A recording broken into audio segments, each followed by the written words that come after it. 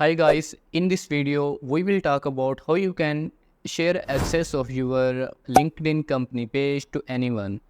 If you want to share your LinkedIn page access to your social media marketer or specific person, then this video is for you.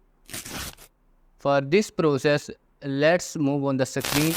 So here is my LinkedIn profile and let me click on my page.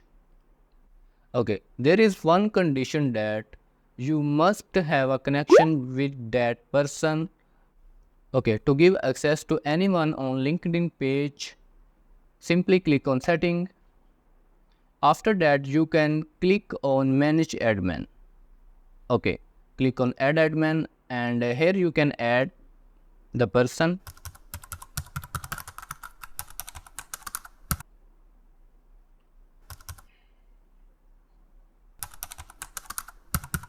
Okay, there are so many options of access role. You can assign as a super admin, content admin, or you can see another options.